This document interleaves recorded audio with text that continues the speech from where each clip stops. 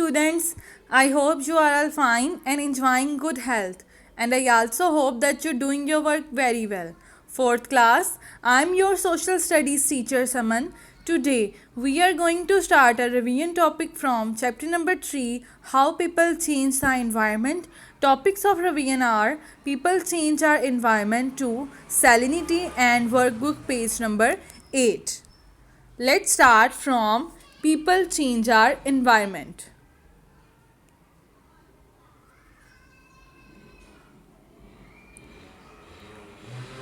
Wherever you look, you find people. How do these people change the environment? आप इधर उधर अपनी इर्द गिर्द देखेंगे, आपको लोग नज़र आएंगे. ये लोग कैसे अपना environment change करते हैं? People have always changed their environment. लोग जो हैं वो अपना माहौल तब्दील करते हैं. environment का मतलब होता है माहौल. It did not matter centuries ago when there were few people and lots of space. ये मैटर नहीं करता कि पहले ज़माने में, पहली सेंचुरी में बहुत ज़्यादा कम लोग थे लेकिन जगह बहुत ज़्यादा थी. Whatever they did, it did not make any difference to the environment. लेकिन ये हमारे माहौल पर असरअंदाज नहीं होता. These days there is almost no place that people have not changed. अब इन दिनों में कोई भी ऐसी जगह नहीं है जहाँ पे लोगों ने अपने माहौल को तब्दील नहीं किया. नेक्स्ट है deforestation. Why do people cut trees excessively. लोग दरख्तों को क्यों काटते हैं? They do that it mostly to get land for development. ये इसलिए ऐसा करते हैं ताकि ज़मीन हासिल कर सकें. दे बिल्ड रोड्स, सड़कें बनाई जा सकें. हाउसेस, घर तमीर किए जा सकें. Whole towns on the land. उन जगहों पे, उन ज़मीन पे जहाँ से दरख्त को काटा गया है वहाँ पर सड़कें, घर और टाउन्स बनाए जा सकें. Trees are cut down to get land for farming. काश्तकारी के लिए, फार्मिंग के लिए ट्रीज़ को कट किया जाता है ताकि उनको ज़मीन हासिल हो सके. There are also cut to get would.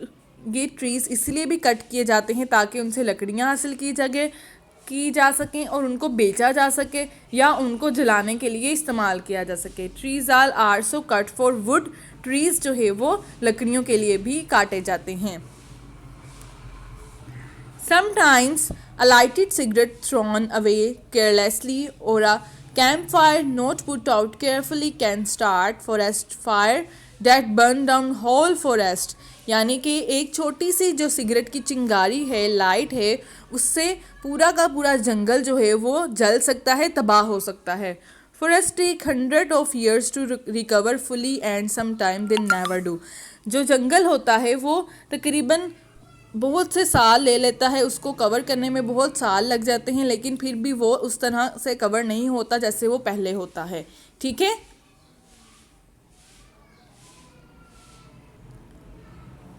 Next है the roots of the trees keep the soil together. जो रूट्स होती हैं, जड़ें होती हैं, वो दरख्तों की जो जड़ें होती हैं वो सॉइल के साथ यानी ज़मीन के साथ, मिट्टी के साथ जो है वो जुड़ी रहती हैं.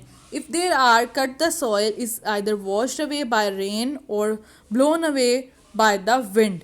अगर ट्रीज़ कट कर दिए जाएंगे तो जो सॉइल होगी वो धुल जाएगी बारिश के पानी के साथ या हवा में उड़ जाएगी.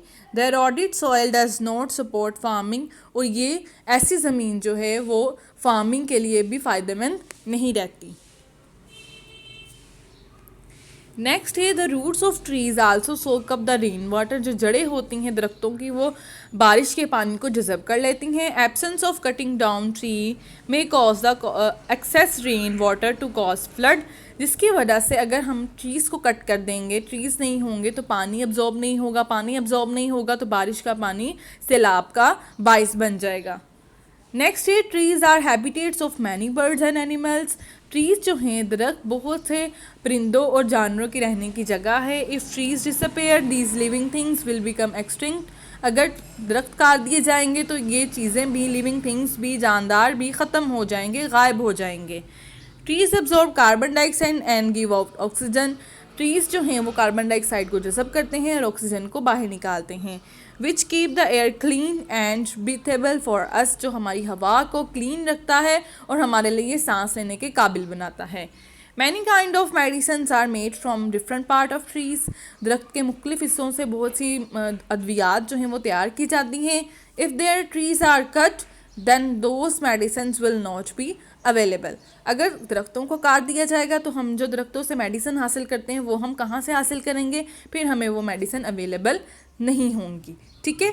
प्लांट ट्रीज़ को लगाना चाहिए। Down through away lighted cigarette की चिंगारी जो है वो दरख्तों पर फेंकनी नहीं चाहिए। Put out all fire completely. जो किसी भी इस तरह की चीज़ को जो जला दे उस दरख्तों को, उसको उनसे दूर रखना चाहिए। नेक्स्ट है construction of dam. Dams are constructed across river और स्ट्रीम टू रिटेन वाटर। पानी के बहाव को कंट्रोल करने के लिए डैम्स बनाए जाते हैं दरियाओं के किनारों पे। There are barriers across flowing water to create a reservoir और लेक्स। ये बैरियर्स होते हैं ताकि पानी के बहाव को कंट्रोल किया जा सके। Dam supply water for drinking. Dam जो है वो पीने के लिए पानी फराहम करता है। फॉर फार्मिंग, काश्तकारी के लिए, फैक्ट्रीज़ के लिए, और जहाँ पे इलेक्ट्रिसिटी प्रोड्यूस होती है वहाँ पर पानी की ज़रूरत होती है। Dams are build to prevent flooding. Dams build किए जाते हैं ताकि सैलाब से बचा जा सके। Because land is needed to create these artificial lakes. क्योंकि ज़मीन को इस चीज़ की ज़रूरत होती है। The neighbouring land around the dam is flooded. The neighbouring land may be town, a village और फार्मलैंड। अगर करीबी जो दरिया है, डैम है, वो फ्लडेड हो जाए, यानी कि वहाँ पे सैलाब आ जाए, तो वो तमाम करीबी टाउन को और जो गांव है उसको असरअंदाज करेगा। The land around Tarbela dam and Rawal dam was used for this purpose. Tarbela dam और रावल डैम को इस पर्पस के लिए यूज़ किया जाता है ताकि वो पानी के बहाव को कंट्रोल कर सके। ठीक है। तो ये भी छोटी छोटी चीज़ें जो है वो इम्पॉर्टेंट हैं कि डैम्स की कंस्ट्रक्शन क्यों ज़रूरी है, कि डैम्स किस लिए बनाए जाते हैं। Dams are constructed across rivers और streams to retain water. Next है water logging. What is water logging? When it rain some water sinks under the soil. जब बारिश होती है तो पानी जो है, कुछ पानी सॉइल के अंदर चला जाता है। Water keeps on collecting after every rainfall until it reach the surface. This is called the water logging. इससे क्या होता है कि कुछ अरसे बाद पानी जो है वो ऊपर जमा होना शुरू हो जाता है, सरफेस पे उसकी तह में जमा होना शुरू हो जाता है, जिसको वाटर लॉगिंग कहते हैं। We dig a canal to bring water from the river to the field. These canals are not plastered, so the water seep into the ground around the canal and the soil are saturated with water. This is also water logging. ठीक है। In water logged areas you can not grow anything because plant root and die in water logged soil.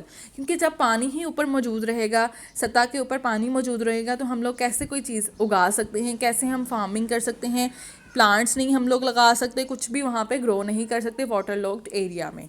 ठीक है। Next है salinity. Next है हमारा topic salinity. When the water dries up in some area, जब कहीं किसी इलाकों में पानी खुश्क हो जाता है, बारिश का पानी खुश्क हो जाता है, it leaves behind a whitish powder. तो वो अपने पीछे एक सफ़ेद रंग का जो है वो पाउडर छोड़ जाता है। Which cover large area of land, जो कि लैंड का बहुत ज़्यादा हिस्सा कवर कर लेता है।